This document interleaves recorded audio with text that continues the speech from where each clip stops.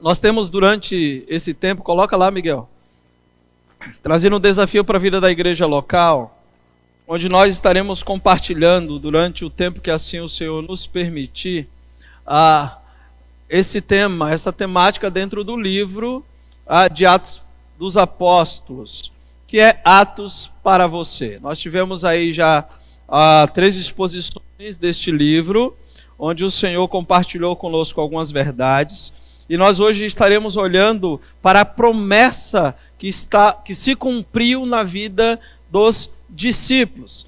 Semana passada nós vimos que os discípulos, após ouvirem do Senhor Jesus a respeito daquilo que eles deveriam fazer, que era retornar para Jerusalém, diz então que eles retornam para Jerusalém e eles aguardam durante um período de 10 dias, obedientemente, orando, perseverando e buscando ao Senhor. E hoje nós iremos observar o cumprimento desta promessa na vida daqueles discípulos, na vida daquela igreja, que era uma igreja que estavam ali aproximadamente com 120 irmãos, e depois da descida do Espírito Santo, esta igreja então passou de 120 irmãos a quase 3.000 irmãos, diz assim a exposição do capítulo 2. Eu queria ler com a igreja, Atos dos Apóstolos, capítulo 2, versículos de 1 a 13.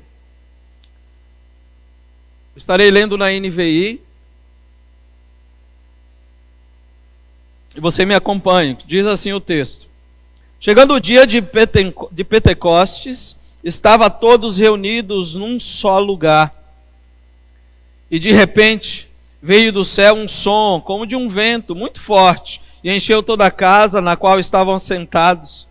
E viram o que parecia línguas de fogo, que se separaram e pousaram sobre cada um deles. Todos ficaram cheios do Espírito Santo e começaram a falar noutras línguas, conforme o Espírito os capacitava. Havia em Jerusalém judeus tementes a Deus, vindos de todas as nações do mundo. Ouvindo-se o som, ajuntou-se uma multidão que ficou perplexa, pois cada um os ouvia falar na sua própria língua. Atônitos e maravilhados, eles perguntavam: acaso são galileus todos estes que estão falando? Então, como os ouvimos, cada um de nós, em nossa própria língua materna?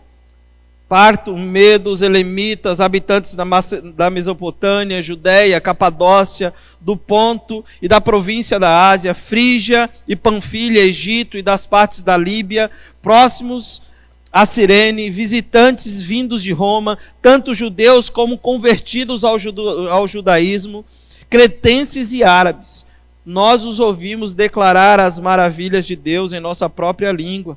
Atônitos e perplexos, todos perguntavam uns aos outros: que isso significa? Alguns, todavia, zombavam deles e diziam: eles beberam vinho demais. Queridos, esse é o texto da nossa exposição bíblica de hoje. E é muito interessante porque nós vemos aqui o cumprimento da promessa. Jesus havia dito para os discípulos, quando lemos o texto do capítulo 1, no versículo 4, versículo 5, nós recebemos Jesus dizendo que sobre eles cumpriria a promessa do batismo do Espírito Santo. E aqui a promessa se cumpre. Jesus diz: olha, vocês retornem a Jerusalém, fiquem lá, até que do alto vocês sejam revestidos de poder. E o texto em que nós acabamos de ler narra justamente essa questão. O texto começa dizendo: ao cumprir-se o dia de Pentecostes. Para entender esse evento, temos que compreender o significado da festa de Pentecostes. O nome Pentecostes é derivado da palavra grega que significa 50. Ou seja, a festa acontecia 50 dias após a Páscoa, e eles comemoravam então o fim da colheita. Essa festa era uma festa conhecida como festa do Pentecoste, festa da colheita e assim por diante, festa dos grãos, enfim, havia alguns nomes derivados dessa festa. Nesta festa era um feriado, queridos, nacional, onde as pessoas se reuniam de todas as partes do mundo, judeus que vinham a Jerusalém para celebrar a festa da colheita, para agradecer a Deus pela colheita em que o Senhor então estava propondo para que eles pudessem então colher e assim se alegrar com os produtos da terra. Por isso que era chamada festa. O povo judeu é muito festivo. Se você lê o Veterotestamentário, você vai perceber algumas festas em que este povo celebra. E uma das festas celebradas por este povo era justamente a festa das colheitas, ou festa das semanas, ou outros falam festa das cabanas, que saíam para o deserto para então comemorar. Mas o que é claro é que diz que esse povo estava reunido ali para uma celebração. As ruas de Jerusalém ficavam cheias, milhares de peregrinos vindo de todos os pontos para celebrar a bondade de Deus e a colheita do trigo. Eu acho tão extraordinário a maneira como Deus é extremamente estratégico. A descida do Espírito Santo acontece em um momento pontual, 50 dias depois da Páscoa, 10 dias depois do que ele havia prometido, onde estaria reunida em Jerusalém uma multidão diversificada de todas as cidades, aproximadamente 15 nações está reunida, representando essas nações em Jerusalém, comemorando o dia de Pentecostes. Como Deus é extremamente estratégico. Aproveitando, deixa eu abrir um parênteses aqui. Ontem nós comemoramos aí os 503 anos da Reforma. E eu vejo Deus sendo estratégico na Reforma também. Não sei, os irmãos já leram a história aí de Martim Lutero, quando então ele se levanta, pega as 95 teses lá na Catedral de Wittenberg, e um dia depois que Lutero pregou as 95 teses, era comemorado o Dia dos Santos. As cidades próximas, as colônias alemãs, todas viriam para estar celebrando o Dia dos Santos e estariam lendo as 95 teses de Lutero. Deus não é estratégico. E esse povo retornaria então, lendo tudo aquilo que Lutero havia escrito e colocado sobre diversas situações onde a igreja, na ocasião, estava impondo sobre eles uma escravidão ou um jugo religioso, como também acontece aqui no dia de Pentecostes. Nosso Deus é extremamente estratégico. Quando nós olhamos para esse texto, nós vemos isso se cumprir, queridos. E o texto vai dizer que neste dia, onde todos estavam reunidos, o Espírito Santo desce sobre eles. Mas antes de trazer para vocês, desconstruir, na verdade, algumas ideias do verso 2, 3 e 4, eu quero olhar para o versículo 1 e relembrar algo que nós vimos a semana passada e perceber que os discípulos continuam com o mesmo coração. O versículo 1 vai dizer assim, aqui na minha tradução, diz assim: em cumprir-se o dia de Pentecostes, estavam todos em um mesmo lugar, reunidos. Você lembra a semana passada que eu falei para vocês que quando Jesus falou para eles que eles deveriam voltar para Jerusalém, eles obedientemente voltam, sobem ao cenáculo e eles ficam reunidos no cenáculo num período de 10 dias que se cumprem no dia de Pentecostes, fazendo o quê? Orando, perseverando e unidos em oração. Lembra que eu falei para vocês que a ideia do estar unido é a ideia de harmonia, de que eles eram alguém, ou eram um povo, ou eram discípulos que estavam de forma tão harmoniosa que eles estavam compondo, não havia notas diferentes na intenção do coração, todos tinham um só propósito e um só objetivo. O texto começa narrando que eles continuavam da mesma forma. O capítulo 2 diz que antes do Espírito Santo descer sobre eles, eles estavam ali juntos, narrando. Talvez aí você diga: pastor, mas lá em João, Jesus não havia soprado o Espírito sobre eles, não permanentemente. No Antigo Testamento, em alguns momentos do Novo Testamento, o Espírito apenas atuava em alguns momentos esporádicos através da vida dos seus, mas não era habitável ainda. Ele passou a se tornar habitável a partir do momento do Pentecostes, onde esses discípulos eles foram selados com o Espírito Santo, onde ele passou agora a ser habitação, eles passaram a ser a habitação do Deus eterno em Espírito morando com eles. Então a ideia aí do versículo 1 é nos mostrar que o capítulo 2 começa mostrando os irmãos com a mesma atitude e a mesma motivação de obediência. Eles perseveravam, estavam juntos. Nós somos informados de que a igreja que nasceu no dia de Pentecoste era uma igreja que tinha unidade. todos tinham um só coração, e isso nós vamos ler nas páginas das Escrituras em Atos, e alguns capítulos mais à frente, especialmente aí no verso capítulo 4, onde diz que eles também cheios do Espírito Santo, conscientes da comunidade que estava crescendo, vendiam suas propriedades e distribuiu tudo o que tinham entre os pobres. Queridos, essa é uma ação de quem é cheio do Espírito. O egoísmo não toma conta do coração.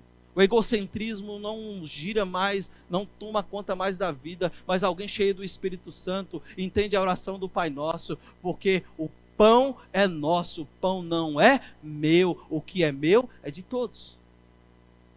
Pastor, será que é isso mesmo? É o que nos apresenta o texto. Que alguém cheio do Espírito Santo faz a leitura de que está no reino. E dentro do reino existe um súdito. E eu me submeto a esse rei. E de que é meu é do outro. Cara, isso é uma loucura, está tão distante, né? Mas é isso que apresenta o início da igreja primitiva. Um povo que vivia tão intimamente, tão unido ao Senhor, em que eles viviam com um coração completamente adequado à vontade de Deus. Adequado à vontade do Pai. Tem um chãozinho lá em Capim Grosso, planta alguns imuzeiros, que eu quero dividir. Se você um dia tiver vontade de ir lá, você pode, não tem problema não. Tem alguns, para quem é lá do Nordeste, alguns licurizeiros, que são coquinhos que a gente pode dividir, tá bom? Só para descontrair aqui um pouco. Então, diante disso, eu quero nessa noite, então, com você, desconstruir algumas ideias existentes aí nos versos 2, 3 e 4. Porque quando a gente lê o versículo 2, 3 e 4, diz então que eles estavam nessa unidade, nessa harmonia, nessa sintonia, no mesmo lugar, tocando as mesmas notas, perseverando, orando, buscando ao Senhor. E aí diz o texto que de repente veio do céu um som, como de um vento muito forte, encheu toda a casa na qual todos estavam assentados. O texto diz que veio de repente do céu um som, proveniente de dentro do céu, como um vento. Queridos, primeira coisa, não houve vento no dia de Pentecostes. Quando a gente lê, basta uma leitura muito simples para a gente entender isso aqui. No dia de Pentecostes não tem vento soprando forte para derrubar ninguém.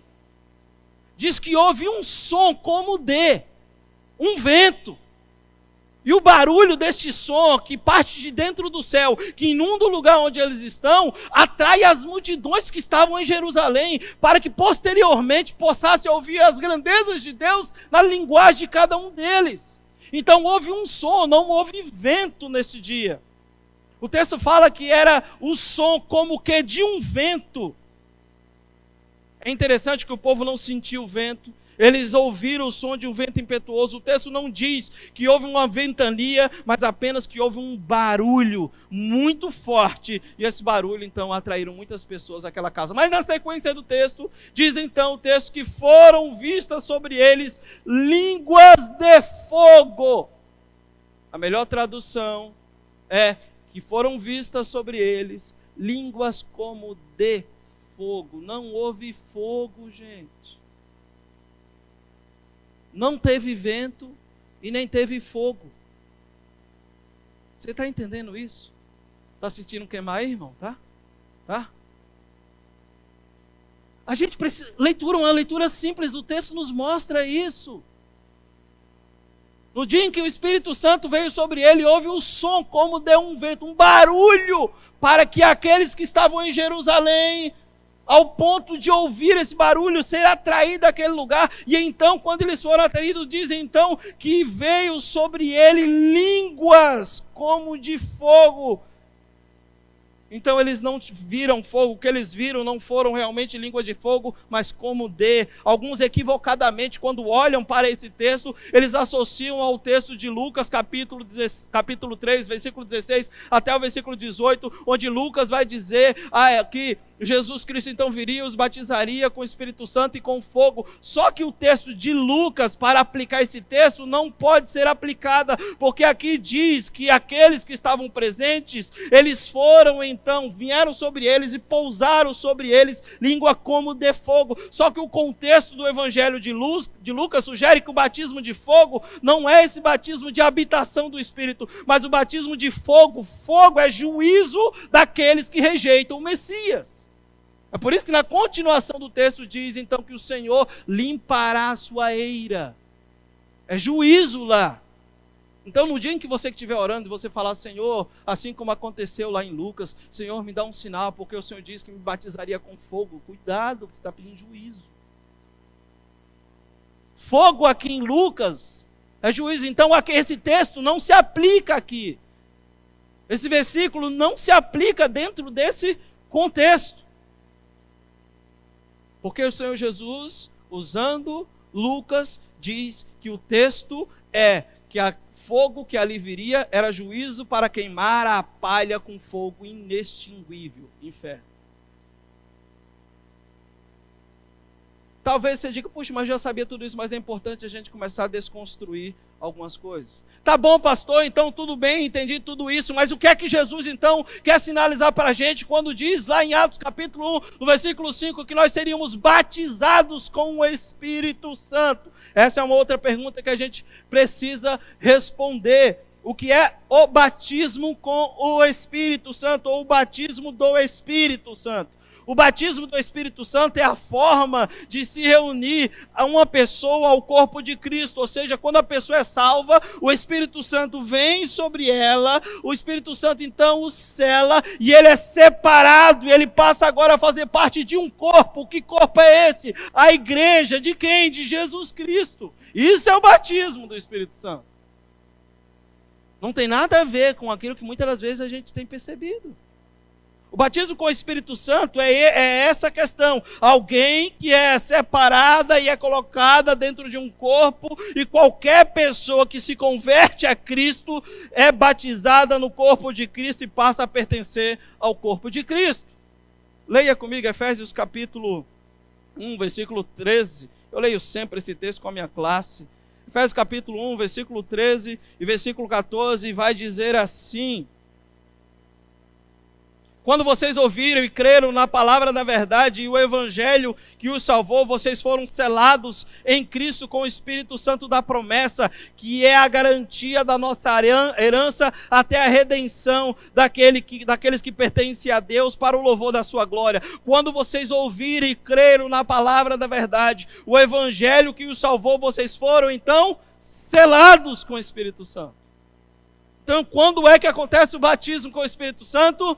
Quando eu aceito a Jesus Cristo como Senhor e Salvador da minha vida. A partir desse momento, então, eu sou selado, eu sou batizado com o Espírito Santo. Eu passo a ser a habitação do Deus em Espírito morando em minha vida. Portanto, no Novo Testamento, em nenhum lugar nos ordena que os crentes sejam batizados com o Espírito Santo. O batismo com o Espírito Santo foi um evento único, tá? E ele aconteceu no dia em que você aceitou a Jesus Cristo. Só que há uma diferença entre você ser selado com o Espírito e entre você ser cheio do Espírito. Aqui é uma grande diferença. A gente vai ver mais à frente que a característica normal de quem é selado com o Espírito é viver cheio dele. Que é o nosso caso aqui, cheios do Espírito, irmãos, igrejas, todos aqui cheios do Espírito também, irmãos. Certo? Essa é a ideia de que de fato nós sejamos cheios do Espírito. Agora, o que é ser cheio do Espírito, queridos? Ser cheio do Espírito Santo é uma característica normal de cada cristão dedicado. Se você olhar esses textos bíblicos, deixa eu passar. Se você olhar esses textos bíblicos ali, você vai perceber claramente que ser cheio do Espírito é uma característica normal de cada cristão dedicado. Quando a gente olha isso acontecendo na vida de Pedro, ele recebe o Espírito Santo aqui em Atos capítulo 2, e Atos capítulo 4 vai mostrar que Pedro continuava cheio do Espírito Santo. A gente percebe Estevão, um homem temente a Deus, cheio do Espírito Santo. A gente percebe o apóstolo Paulo, depois que encontrou com Cristo Jesus no caminho de Damasco, no capítulo 13, diz então que o apóstolo cheio do Espírito, ser cheio do Espírito é uma característica normal de quem vive e pertence ao Senhor. Não precisa, queridos, como a gente às vezes acha, de ter um dom específico para que você seja cheio do Espírito. Portanto, o batismo do Espírito Santo Não é uma experiência que nós devemos buscar, é uma ação realizada por Deus na vida do crente no momento da salvação. No entanto, nós somos ordenados a ser cheios do Espírito. Eu poderia muito bem olhar para o texto de Efésios capítulo 5 com vocês agora e tentar olhar ali o texto adequadamente no grego, onde é o que o apóstolo Paulo está nos mostrando, que é uma ordenança, de que o verbo ali está em um tempo presente, de que o verbo ali precisa acontecer, está no contínuo, enfim, a gente precisava olhar, mas não temos tempo. Mas há uma ordenança de que eu e você continuemos cheios do Espírito. Precisamos fazer isso. Por que eu estou falando tudo isso? Nós vamos chegar já. Porque alguns argumentam, queridos, que o sinal de ser batizado com o Espírito Santo é a capacidade de falar em línguas, e que se você ainda não fez isso, falta em sua vida uma experiência espiritual. Você já ouviu isso em algum lugar? Para nós batistas não, né? Porque às vezes, e aqui ó, meus amados, deixa eu abrir um parênteses aqui. Talvez você que esteja aqui conosco, seja de algum contexto, onde você já ouviu isso de forma o tempo todo. Eu não estou aqui para zombar da sua experiência. A sua experiência com Deus é a sua experiência com Deus, mas nós precisamos provar as nossas experiências à luz das Escrituras. Ok? Respeito a sua experiência, aquilo que você viveu, mas o que as Escrituras nos diz sobre isso? E a partir dela, nós vamos tirar então as nossas considerações. É a partir da palavra de Deus. Porque alguns ficam argumentando de que para você ser batizado com o Espírito Santo, você precisa receber um dom específico, e esse dom específico é um dom chamado de línguas. Então, o que é esse dom de línguas? O que é esse dom de línguas? O versículo 12 vai dizer: todos atônitos e perplexos interpelavam uns aos outros.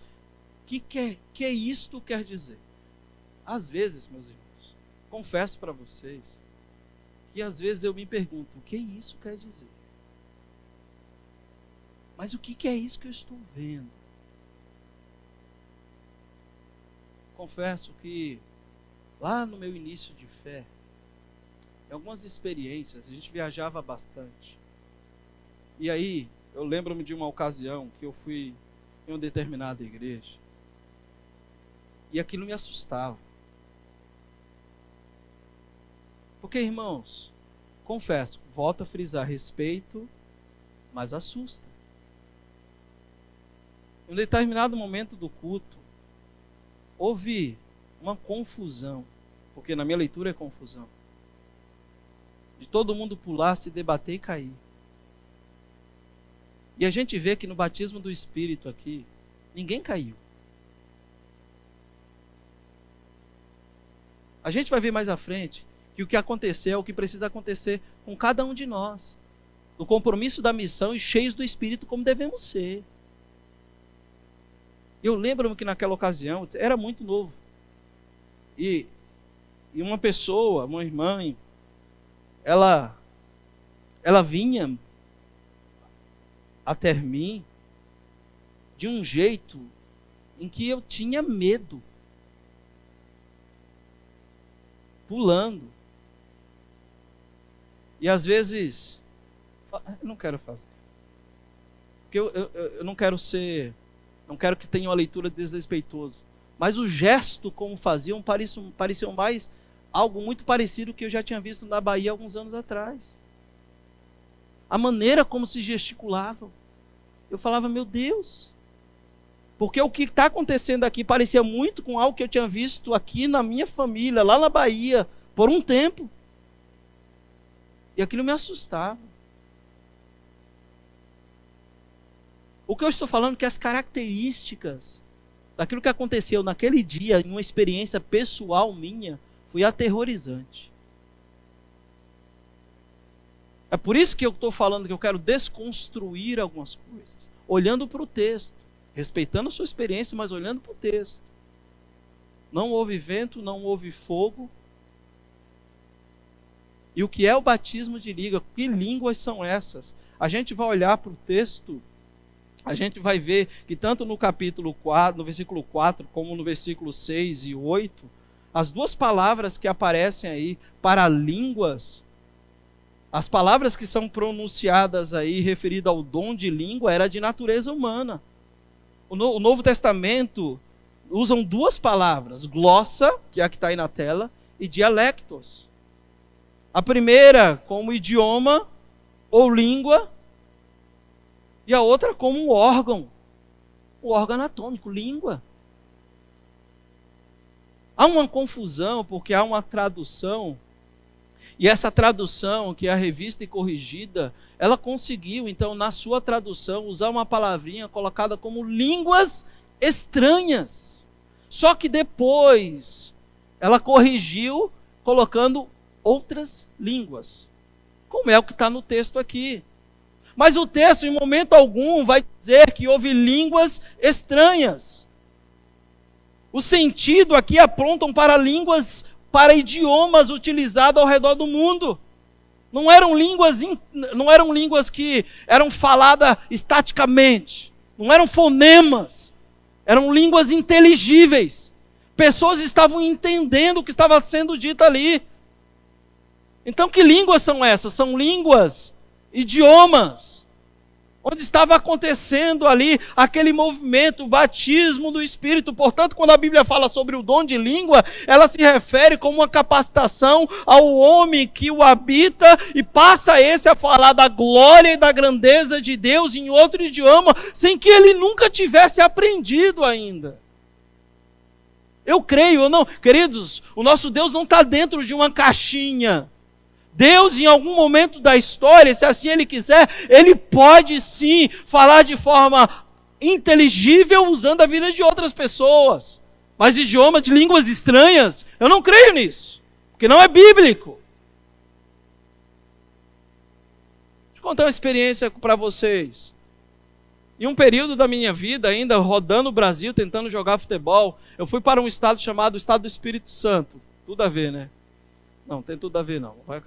Eu estava lá jogando futebol em Vitória do Espírito Santo, e eu estava em um clube, e o local onde eu estava, a única igreja próxima ao local onde eu estava, era uma igreja chamada Maranata. Vocês já ouviram falar da igreja evangélica Maranata?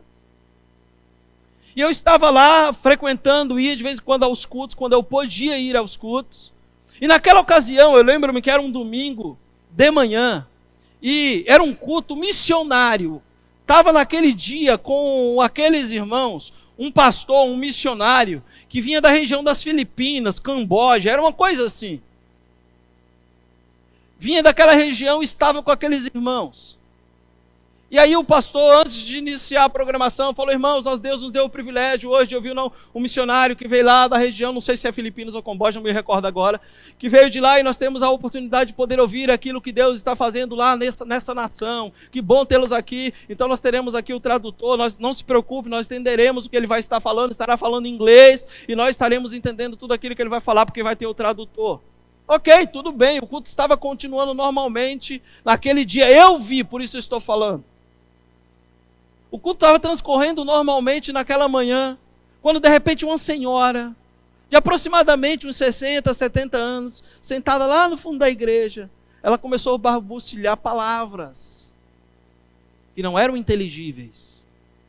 Ela começou a falar e aí alguns irmãos se aproximaram e ela não se conteve, ela começou a falar mais alto. E aí o pastor automaticamente, quando percebeu que o culto estava fora de ordem, estava começando a ter uma bagunça, ele pegou o microfone e falou assim: por favor, eu gostaria de pedir a alguns irmãos, os diáconos, que se aproximassem da irmã e pedisse para que ela fizesse silêncio. Mas antes disso, há alguém aqui no local que consegue entender o que a irmã está falando?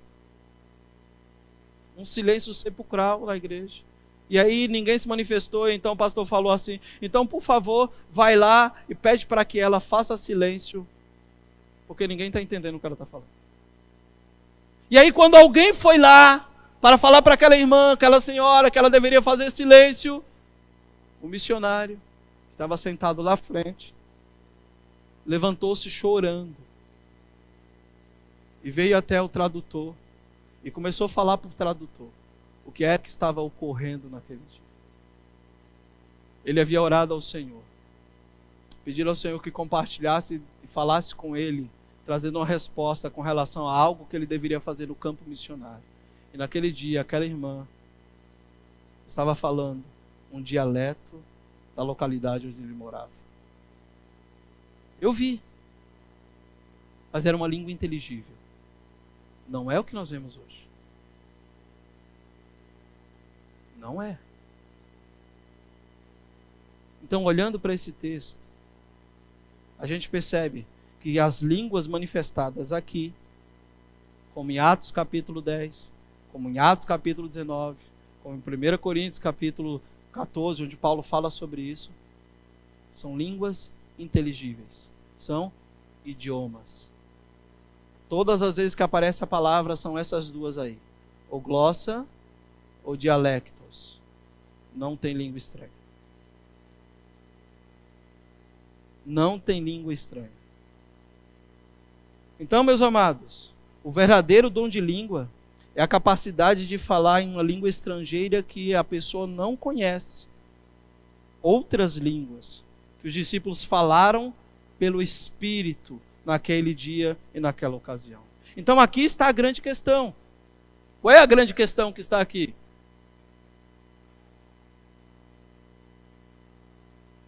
Aqui está a grande questão. O que acontece na vida de alguém quando o Espírito Santo assume o controle?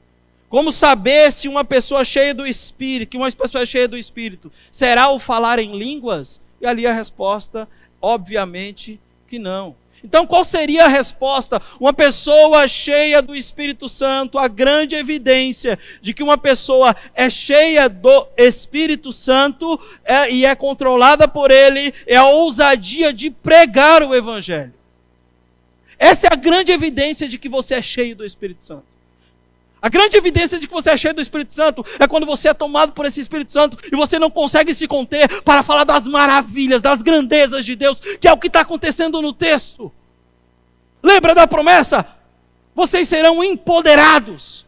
Vocês receberão poder ao vir sobre vocês o Espírito Santo. Com que finalidade? Que vocês sejam minhas testemunhas. De quê? Para pregar o Evangelho onde? Em Jerusalém, Samaria, Judeia e até os confins da terra. Aliás, o versículo 8 do capítulo 1 de Atos é a chave hermenêutica da interpretação de todo o livro. Ai meu Deus, tem medo de falar desse negócio, chave hermenêutica. Você entendeu? Mas não tem como olhar para o livro de Atos se não olhar para o versículo 1 do capítulo 1, versículo 8 do capítulo 8. Desculpa, versículo 8 do capítulo 1. Versículo 8 do capítulo 1. Quer que eu inverta? Capítulo 1, versículo 8. É que eu falei em línguas agora, desculpa. Mas vocês entenderam, né? Essa é a grande evidência, meus amados. A evidência de que alguém é cheio do Espírito Santo é alguém que é controlado por esse Espírito e com ousadia prega o Evangelho. Pastor, mas por que isso está acontecendo no texto? O Espírito Santo veio sobre eles e eles então começaram a pregar com ousadia a palavra de Deus. Preste atenção, queridos, como isso é importante. Sabe por quê? Queridos, passaram-se 50 dias. 50 dias do quê? Em que esses que lá estavam, juntamente com os romanos, que era o império que dominava, tinham matado o mestre. Eles corriam risco de vida. Eles estavam escondidos. Jesus falou, fiquem, não fujam de Jerusalém. Fiquem até que do alto vocês sejam revestidos de poder. O Império Romano estava ali. Os fariseus, os grupos religiosos estavam lá. E eles agora, empoderados pelo Espírito, eles vão à rua em um sinal miraculoso de um grande som, onde pessoas se aproximam e eles começam então, com toda a força, com todo o coração, à medida que o Espírito Santo fosse capacitando cada um deles, pregar as maravilhas, as grandezas. Qual eram as grandezas de Deus? Jesus Cristo ressuscitou. Essa era a mensagem. Semana que vem você vai perceber isso, que Pedro, depois que ouve aquelas pessoas falando, eles estão embriagados, Pedro fala, não é isso que está acontecendo. O que está acontecendo é o que vocês estão vendo, porque vocês mataram o Messias, o Senhor que viria, o prometido, e é isso que está acontecendo. Eles estão falando que esse Jesus que vocês mataram, o Pai o ressuscitou ao terceiro dia, e está se cumprindo a promessa do que disse Joel, que se cumpriria sobre a vida desses. Eles pregam sobre as maravilhas de Deus, as grandezas de Deus, as grandezas de Deus. A pregação das grandezas de Deus é: Jesus Cristo morreu no teu lugar, mas ao terceiro dia Ele ressuscitou. Ele morreu porque Ele te ama e Ele te amou. Alguém cheio do Espírito Santo é alguém que não consegue conter dentro de si o evangelho que transformou a sua vida. Você é cheio do Espírito? Você não precisa falar em línguas. Se você é cheio do Espírito Santo, você não consegue conter. Você onde está? Você está proclamando, está cumprindo a missão. Qual é a missão? Vocês receberão poder ao descer sobre vocês o Espírito Santo, e vocês serão minhas testemunhas. E lembra que eu tenho falado para vocês, eu falei que vou falar toda a mensagem, o livro de Atos não acabou, continua através da PIB Cubatão. Pessoas cheias, empoderadas do Espírito para continuar pregando o Evangelho de Jesus Cristo. O mais interessante é que Lucas narra que aí dentro dessa nação, estava lá, queridos, pessoas, 15 nações estavam reunidos, e eles atônitos perguntavam: olha, porventura não são estes que estão falando conosco nas nossas línguas maternas, galileus? Os galileus eram considerados incultos, pessoas que não tinham inteligência, e eles estavam falando idiomas que então eles não tinham aprendido. Por isso as pessoas estavam espantadas, porque eles falavam outros idiomas e falavam muito bem. Lembra que eu vos falei a semana passada de que Deus pode fazer coisas extraordinárias através de pessoas simples, improváveis, mas cheias do Espírito Santo de Deus? Olha o que está acontecendo aqui.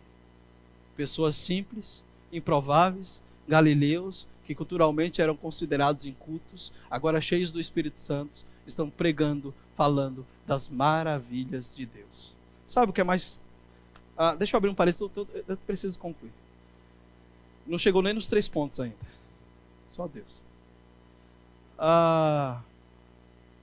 Sabe o que é mais extraordinário do texto? A gente fica tão preocupado com relação a esclarecer essas dúvidas com relação à manifestação de um dom ou de algo que aconteceu, que é o dom de língua, que a gente esquece a parte principal do texto. O maior milagre que aconteceu no texto, queridos, não foi o dom de línguas. Quero fazer uma dinâmica com você aqui, eu já faço isso na minha classe o tempo todo. Você conhece a pessoa que está aí do seu lado? Olha aí rapidamente assim, rapidamente, que a gente ainda tem que acabar o culto. Conhece? Eu vou fazer assim.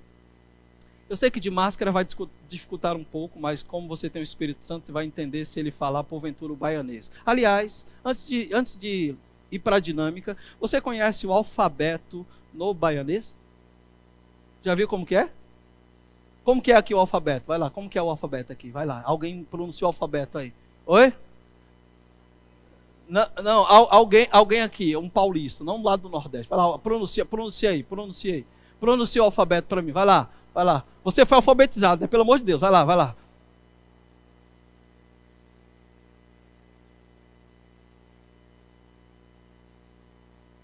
Ok, sabe como é o baianês? A, B, C, D, F, G, H, I, J, L, M, N, O, P, Q, R, S, T, U, V, X, Z. Você entendeu? Nosso Brasil é extraordinário, né? Você está entendendo o que é que está acontecendo aqui? Eles ouviam falar no dialeto materno deles, na própria língua materna deles, as maravilhas de Deus, as grandezas de Deus. Eles estavam entendendo. O Espírito Santo tocou no coração deles. Eles ouviam plenamente: Jesus morreu pelo seu pecado, mas Ele ressuscitou. Ele te ama, Ele quer mudar, quer transformar e salvar a sua vida. O maior milagre é esse. Quer ver? Até 3. Eu gostaria que você fizesse algo juntamente comigo. Eu vou contar 1, 2, 3 e você vai falar o seu nome. Não, vou mudar. Porque talvez como você conhece a pessoa que está ao seu lado, você vai falar algo que você gosta, a sua comida predileta, tá ok? Ok? Vocês entenderam? Quando eu contar até 3, fale sua comida predileta. O nome da comida. Pronuncie, mas diga bem alto, para dar fome mesmo. Tá bom? Vamos lá juntos? 1, 2, 3. Mirna, qual é a comida que a Michelle mais gosta? Ela está lá atrás de tu, está pertinho. Ô Danilo, qual é a comida que o Vitor gosta? Qual foi o maior milagre que aconteceu no texto? Todos ao mesmo tempo entendiam as maravilhas de Deus. Você está entendendo isso? Não houve uma fala interrompida. Então vem aqui, Pedro, fala aí agora sobre a fala dos árabes. Fala lá em árabe, Jesus Cristo morreu, ressuscitou. Agora vem aqui, fala lá o dialeto lá da Mesopotâmia. Não, todos ao mesmo tempo falavam das maravilhas de Deus e todos ao mesmo tempo ouviam e entendiam. Esse é o maior milagre que aconteceu. E Pedro explica, e naquele dia se converte quase 3.000 almas. Esse é o maior milagre. Eu vou parar por aqui, meus irmãos. Semana que vem a gente conclui. Semana que vem a gente vai ver que no poder do Pentecoste nós aprendemos 3 coisas. E eu vou falar para você, você não pode perder a semana que... na semana que vem Semana que vem não dá. Na outra semana. Semana que vem a gente tem o culto da despedida das meninas da MIBAM. Você vai estar aqui conosco, tá ok? Na outra semana. A gente vai falar sobre 3 coisas que aconteceram no derramamento do Espírito, no poder do Pentecostes. E eu vou ensinar para você, você não pode perder. Tá vendo? Vocês aí em cima, todo mundo, vocês não podem perder, porque eu vou ensinar para vocês o que é ser um crente pentecostal. Pode, não falta não, que o negócio vai ficar bom. Tá bom? O texto fala o que é ser um crente pentecostal e eu vou ensinar para vocês. Então, na próxima vez que nos encontrarmos aqui, vá orando, viu? Aguarde aí quantos dias, até o próximo, dia 8, no próximo, você vai orando, perseverando, porque quando você estiver aqui, você vai ver o que é um crente pentecostal de verdade. Tá bom? A palavra de Deus ensina o que é ser um crente pentecostal. Literalmente, no contexto em que o texto nos apresenta sobre a festa do Pentecoste e a ação poderosa do Espírito. Eu espero em Deus, queridos, que de alguma forma, até esse momento, o Senhor esteja esclarecendo sobre o seu coração coisas que talvez você estava meio aí, sabe, sem entender. Batismo do Espírito é no dia em que você aceita Jesus Cristo. O Espírito não derruba ninguém, só levanta. Ok? Já viu algumas coisas assim? Só Jesus, não é verdade? No dia do Pentecostes vocês vão ver, eu vou ensinar. É uns absurdos, gente. Então, não faltem, que a gente vai continuar falando sobre o poder do Pentecoste. E você que é batista, você vai ser um crente pentecostal. Alguns vão falando assim, não faça isso. Literalmente no que o texto nos apresenta, tá ok, meus amados? Então, mais uma vez aqui, se porventura você é dentro de um contexto pentecostal ou neopentecostal, eu respeito suas experiências, porém, todas as nossas experiências, seja no seu contexto ou no nosso contexto, precisam passar pelo crivo da palavra. Ok? Se não passar pelo crivo da palavra, são apenas emoções. Como diz Roberto Carlos.